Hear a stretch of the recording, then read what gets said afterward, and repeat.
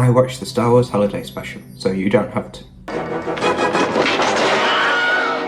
Hey everyone, Merry Christmas. The Star Wars Holiday Special is a notorious Christmas special broadcast in November 1978, making it the first sequel to the original Star Wars. George Lucas said he wanted to destroy every copy, and the cast all agree that it was awful. Do you remember making this Christmas special? I think it was 1978. No, you don't remember it? Can we cut tape? Cut tape now. This is not allowed. You promised. Nobody is allowed to mention this. It's so bad, it's not good. But you will die if you watch it. But surely it can't be that bad, can it? The show starts by introducing the main cast. Harrison Ford as Han Solo. When Chewbacca's family is introduced, they don't bother giving the actors' names. His wife Mala. His father Itchy. His son Lumpy. Chewbacca was an original name. Itchy and Lumpy are really lazy. I suppose they thought that Lumpy is a bit similar to Chewie, but Chewie is just a nickname. Unless his full name is Lumpbacker, but I doubt it. The film kicks off with Chewbacca's family at home on the planet Kashyyyk.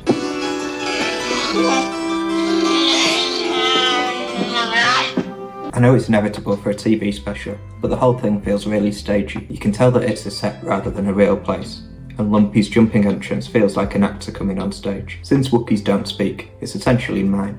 My body is my tool. Lumpy heads outside and decides to practice balancing on the balcony fence.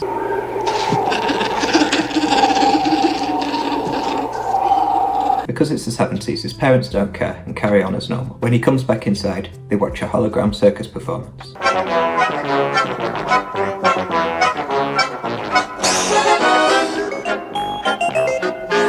This is vaguely interesting for a few seconds, but the performance goes on for 2.5 minutes. Circuses can be a fun day out in person, but they really don't work on screen. The Wookiees contact traffic control, presumably to look for Chewbacca arriving, but there are no ships in the area.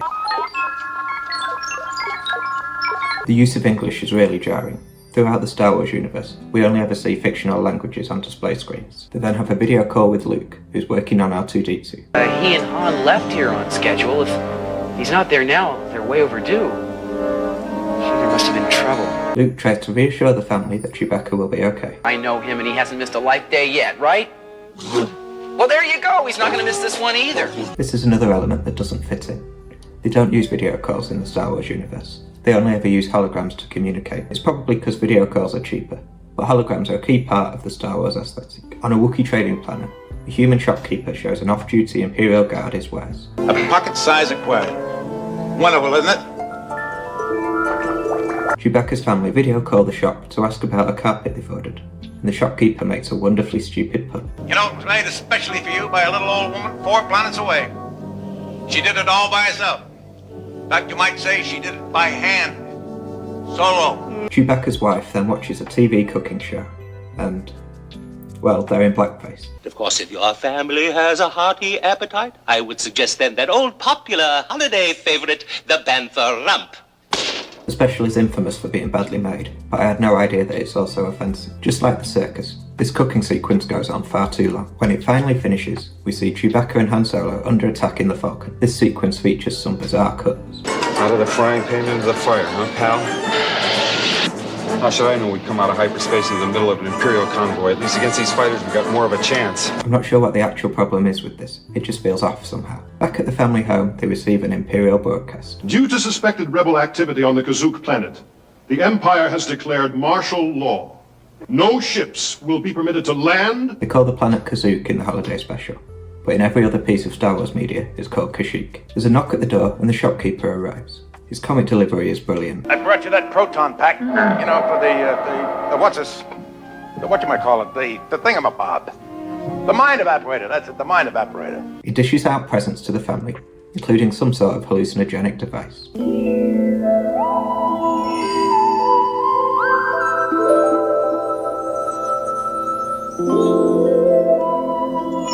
It really couldn't be more 70s if it tried. The hallucination includes a weirdly sexual performance. You see, I am your fantasy. I am your experience. So experience me. This leads into a performance of a song by Diane Carroll.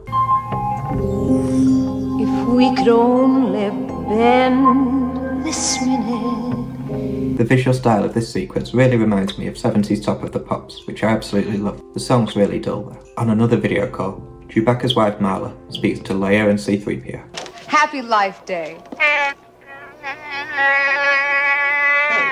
She says it may be a happy life day for you, but personally, she's seen happier ones. Chewbacca translates perfectly here, even though in the films he seems completely unable to understand Wookiee. Marla calls over the trader to join in the discussion. I'm Sondan, a local trader, a friend of the rebellion, and a member of the Alliance. He promises to look after the Wookiees until Chewbacca returns. The Falcon finally arrives at Kashyyyk. Never seen so much Imperial traffic in this system. Better land on the north side, it'll be safer there. So it's a long walk. We hear a landing noise, and the family assumes that it's Chewbacca. I tell you, must be Chewbacca now.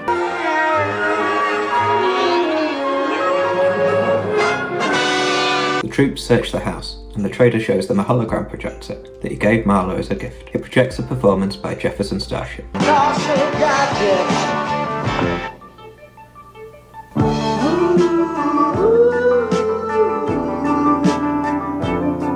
This is a better song than the first one, but it's still not particularly memorable. To stop Lumpy being a nuisance during the house search, they sit him down to watch a cartoon. This animated segment is actually available on Disney+, so they're clearly not as embarrassed of it as they are of the rest of the special. In the animation, Chewbacca and Han Solo return from a mission looking for a mystical talisman which can make things invisible. It's Chewie, but where's Han? That's him hanging upside down.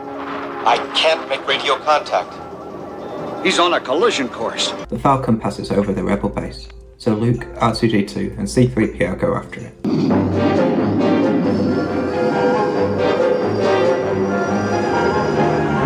The engine design really looks like the warp nacelles from Star Trek. I think the animators got confused. They land on a moon, which appears to be made of jelly.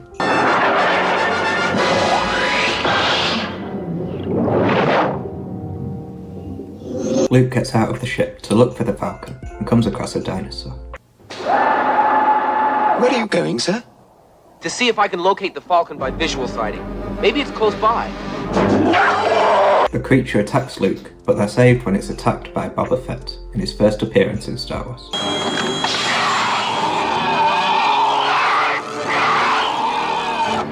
On board the Falcon, Chewbacca has the talisman. It releases a sleeping virus which only affects humans, so knocking out Luke. Boba Fett and Chewbacca head into the city to find a serum to help him. Once there, Boba double-crosses them. I have made contact with the rebels and all is proceeding as you wish, Darth Vader. R2 hacks into this communication, and he and C-3PO discover the plan. I want them alive. Now that you've gotten their trust, they may take you to their new base. C-3PO tells the rest of the crew, and Boba Fett leaves. That's it. That's the end of the animation. I really don't get the point of the animated sequence at all. It adds nothing to the story except for introducing Boba. There's no explanation for why he suddenly changed his mind and left. If you're enjoying this video, please leave a like and subscribe so that you see whenever I upload.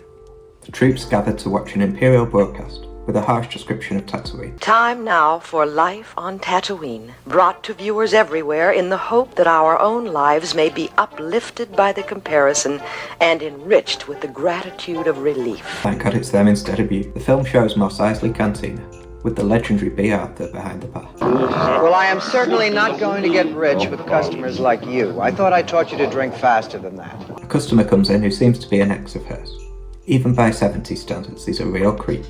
Excuse me, I have a customer waiting. I'll be right back. Come back soon. I'll be waiting. The way he drinks is a nice twist though. You know what it's like. Sometimes a drink goes straight to your head. Things get even creepier when it turns out the man doesn't really know her. I don't get many flowers, but you didn't have to bring me anything.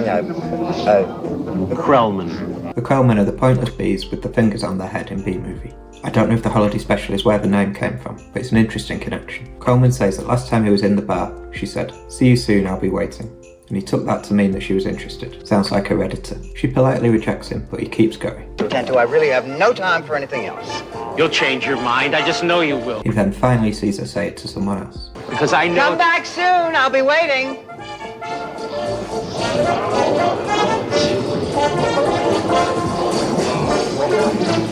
An Imperial broadcast says that there's a curfew across Tatooine and everyone has to go home. B talks to the Cantina band and they actually speak. Okay, Barbarine, take a break.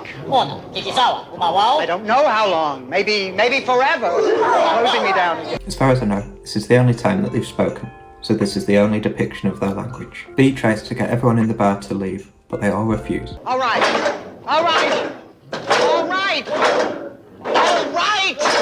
I can take a hint. We'll have one more round. The band then plays a cool, slow jazz version of their song.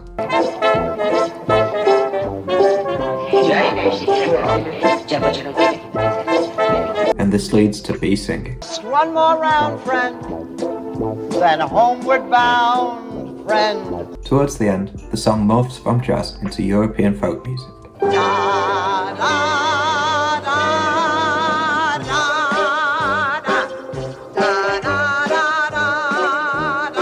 It's not memorable at all, it's just weird, but it does get everyone to leave. Back on Kashyyyk, Lumpy has a broadcast system that he got for Life Day, and he uses it to make the Imperials leave.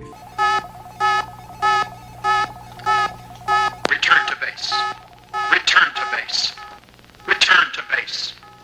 Return to... One stormtrooper is left behind in case the missing male from the house returns. He discovers Lumpy using the device. The stormtrooper is chasing Lumpy when Chewbacca and Han finally arrive.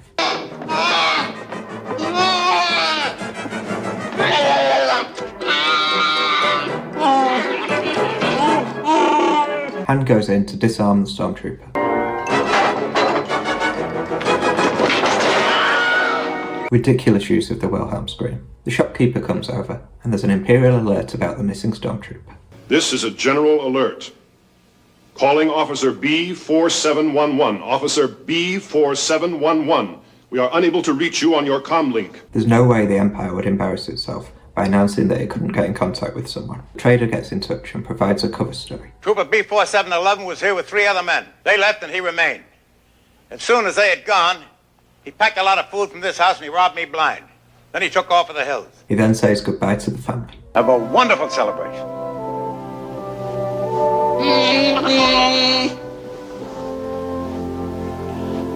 And may the Force be with you. This is normally only said by Jedi, so it's an odd note to leave on. For the final scene, the main cast gather together, and Leia gives a speech about Life Day. No matter how different we appear, we're all the same in our struggle against the powers of evil and darkness.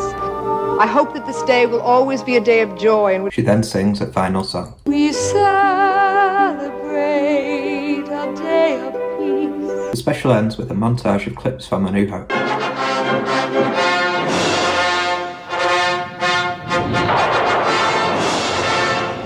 In summary, the Star Wars Holiday Special is a weird collection of moments that don't gel together at all. Everything feels cheaply done, and it's completely inconsistent with the rest of the franchise. If it was cheesy fun, it'd be forgivable, but there's hardly any humour in it, and it takes itself way too seriously. I hope you enjoyed this video.